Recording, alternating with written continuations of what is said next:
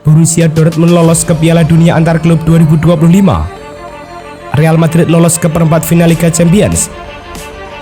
Manchester City ukir rekor elit di Liga Champions.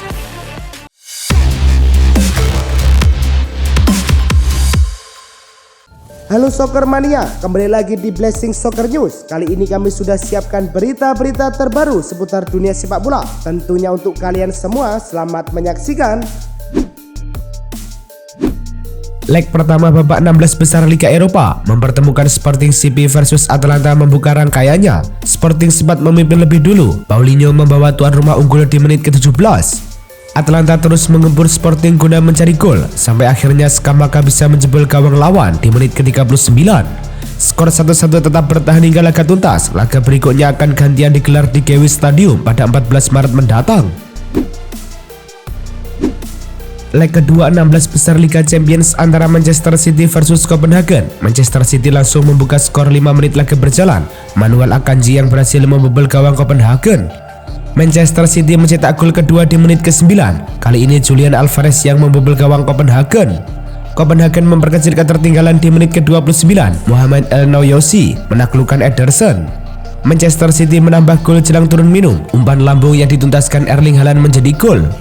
Tidak ada gol tercipta di babak kedua hingga peluit panjang berbunyi. Manchester City menang 3-1 dan lolos ke perempat final dengan agregat 6-2.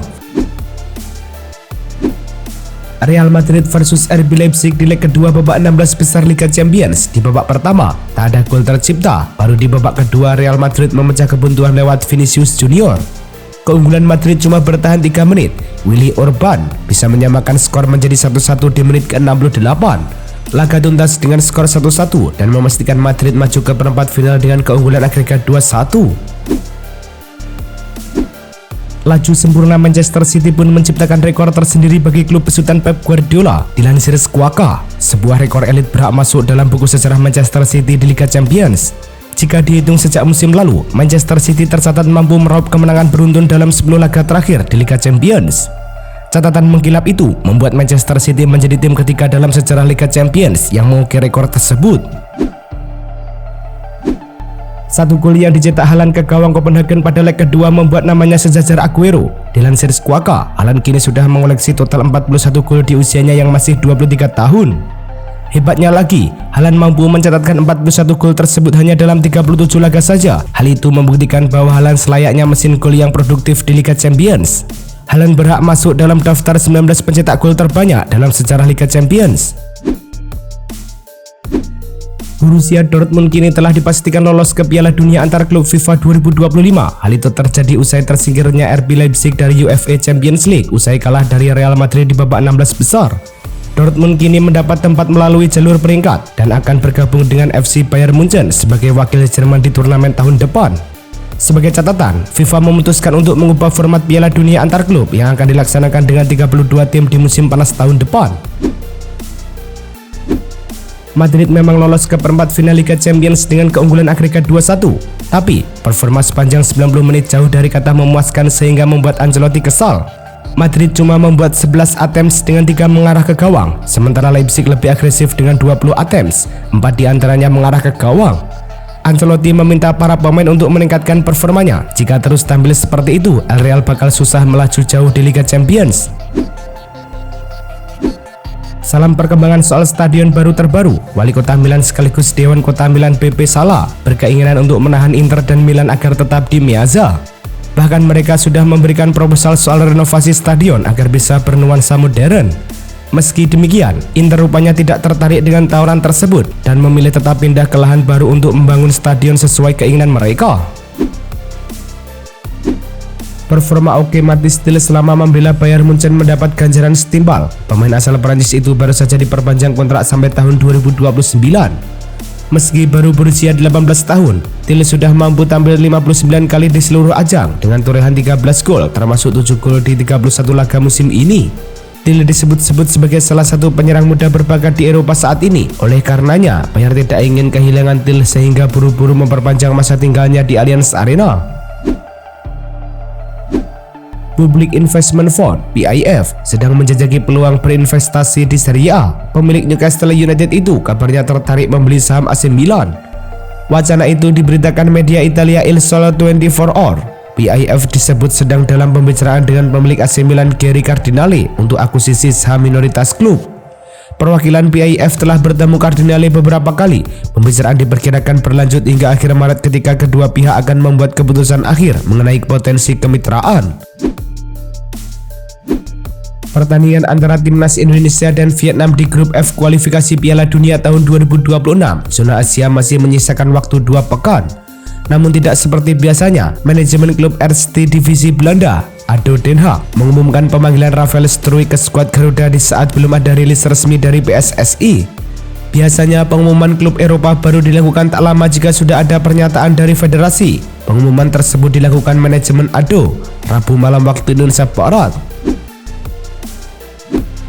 Cedera yang dialami Pedri merupakan cedera hamstring, namun Pedri sudah berulang kali mengalami cedera hamstring semenjak bergabung dengan Barcelona. Tim medis Barcelona menilai Pedri harus naik meja operasi untuk memastikan bahwa cedera hamstringnya tak sering kumat ini bisa pulih dengan sempurna. Jika jadi dioperasi, maka Pedri dipastikan tidak bisa comeback di sisa musim ini. Ia dikabarkan harus absen sekitar 4-6 bulan.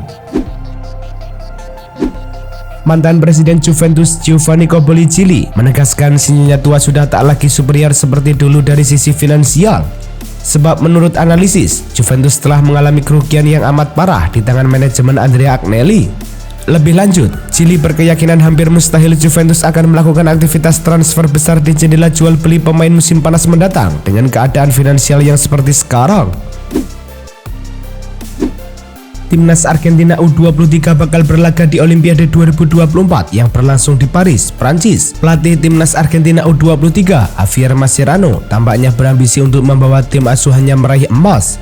Untuk mewujudkan ambisinya tersebut, Mascherano bertekad memanggil kapten timnas senior Argentina, Lionel Messi.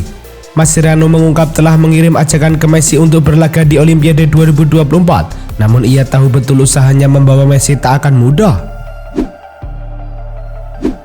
Ayah Greenwood Andrew memungkinkan putranya untuk bermain bagi Jamaika. Karir Greenwood di Inggris sempat terganggu karena kasus di luar lapangan. Di timnas Inggris, Greenwood sebenarnya sudah mencatatkan 1 caps. Dia membela The Three Lions saat melawan Islandia pada September tahun 2020. Tapi, dengan peraturan FIFA terbaru, Greenwood bisa membela Jamaika. Pelatih Draghi Boys Hymir Hallgrimsson ingin tim asuhannya diperkuat oleh pemain terbaik, tapi dia tak mau berandai-andai. Kantor Kejaksaan Wilayah Madrid menuduh Carlo Ancelotti melakukan 2 penipuan pajak dari tahun 2014 hingga 2015. Kasus pajak ini berkaitan dengan penghasilan hak citra Ancelotti yang mencapai lebih dari 1 juta euro. Jaksa menyebut pelatih 64 tahun itu menghilangkan pendapatan terkait hak citranya. Jaksa meminta Carlo Ancelotti hadir dalam pengadilan untuk waktu yang belum ditentukan. Andai dinyatakan bersalah di mata hukum, dan Carlo bisa kena hukuman pidana 4 tahun 9 bulan. Manchester United dikabarkan saat ini menggelar pembicaraan kontrak baru dengan gelandang potensial Kobbie Mainoo. Sang youngster diyakini akan mendapatkan kenaikan gaji signifikan setelah tampil sensasional di tim utama manajer Erik ten Hag sepanjang kampanye 2023-2024 ini. Meski telah disodori kontrak baru, Mainoo tidak ingin terburu-buru memfinalisasi tawaran dari manajemen Manchester United. Mantan personil Arsenal David O'Leary tak sungkan membandingkan bek muda The Gunners William Saliba dengan Virgil van Dijk, bek berpengalaman Liverpool. Di mata O'Leary, Saliba adalah miniatur dari Van Dijk, versi masa emas dia ketika di awal-awal bergabung ke Anfield. O'Leary hanya bisa terkagum-kagum melihat performa cemerlang Saliba bersama Arsenal di musim ini, yang dibawanya bersaing di pacuan juara bersama Manchester City dan Liverpool. Mark Guehi sendiri sebenarnya masih terikat kontrak di Palace sampai tahun 2026 mendatang, tapi klub berjuluk The Eagles itu tampaknya sudah siap kehilangan sang bek. Crystal Palace dilaporkan siap melego Mark Guehi. Kabar ini dilansir oleh The Telegraph. Kabarnya mereka menetapkan harga jualnya sebesar 50 juta pound sterling atau 998 miliar rupiah. Laporan itu juga menyebut bahwa Palace juga sudah mulai mencari pengganti bagi Guehi. Mereka diklaim telah mengantongi beberapa nama. Manajemen Manchester United Ineos menilai Jadon Sancho tidak layak untuk dipertahankan di musim panas depan. Ini disebabkan sang winger tampil kurang apik selama membela MU. Tidak ada peningkatan yang berarti saat ia dipinjamkan ke Borussia Dortmund di musim ini. Alasan lain mengapa MU ingin menjual Sancho karena mereka ingin mengurangi beban gaji mereka. Sang winger memiliki gaji yang sangat besar. Ia menerima sekitar 250.000 pound sterling per pekan selama membela MU. Operator La Liga resmi mengambil keputusan terkait Jude Bellingham. Mereka menghukum gelandang Real Madrid itu tidak boleh bermain selama 2 laga ke depan. Keputusan ini diambil setelah insiden yang terjadi saat Real Madrid versus Valencia di akhir pertandingan. Terjadi sebuah momen mengundang kontroversi. Bellingham tidak terima dengan keputusan wasit tersebut dan ia melakukan protes keras kepada wasit. Akibatnya ia harus mendapatkan sanksi. Ex-gelandang Tottenham Tom Hiddleston sekarang ini masih belum pensiun dari sepak bola dan bermain bagi Manchester United U21 meski sudah berusia 37 tahun. Sejauh ini Tom Hiddleston telah bermain sebanyak 23 kali bagi Manchester United U21. Ia mencatatkan 1 gol dan 3 assist. Fans pun bertanya-tanya mengapa Tom Hiddleston bisa ikut bermain di tim U21. Tom memang bisa memperkuat U21 sesuai aturan yang ada di Premier League. Pasalnya, tiap tim memang bisa menggunakan jasa 5 pemain yang usianya lebih tua. Marcus Rashford tidak mengalami cedera yang serius saat menghadapi Manchester City. Ia hanya mengalami benturan di tulang rusuknya, namun cedera tersebut dipastikan tidak parah. Dilansir Insider United, Rashford sendiri bisa bermain untuk Setan Merah di akhir pekan nanti. Sang penyerang berpotensi jadi starter saat melawan Everton di Old Trafford. Namun kondisi penyerang asal Inggris tersebut akan dipantau tim medis Manchester United hingga akhir pekan nanti. Ole Gunnar Solskjaer belak-belakan soal kembalinya Cristiano Ronaldo ke Manchester United pada 2021. Solskjaer mengakui itu menimbulkan masalah di ruang ganti. Solskjaer menyebut Cavani sebagai pemain yang paling menderita selepas kedatangan Ronaldo. Cavani harus merelakan nomor punggung 7 yang ia pakai diberikan kepada Ronaldo. Striker Uruguay itu juga harus beradaptasi lagi dengan cara bermain MU bersama Ronaldo. Ole Gunnar Solskjaer lebih dulu sadar Bruno Fernandes bukan sosok yang tepat jadi kapten Manchester United. Gelandang asal Portugal ini dianggap terlalu sering melakukan protes ke wasit. Hal itu pula yang membuat Solskjaer tak menjadikan Bruno Fernandes kapten. Ia merasa mantan pemain Indonesia itu tak cukup baik dalam mengontrol emosi. Maka dari itu, Solskjaer lebih percaya kepada Maguire untuk menjadi kapten MU. Ia menganggap Maguire punya mental yang lebih bagus daripada Bruno Fernandes. Itulah tadi kumpulan berita-berita terbaru dari kami. Simak terus berita-berita terbaru lainnya dan jangan lupa like, komen, dan juga subscribe.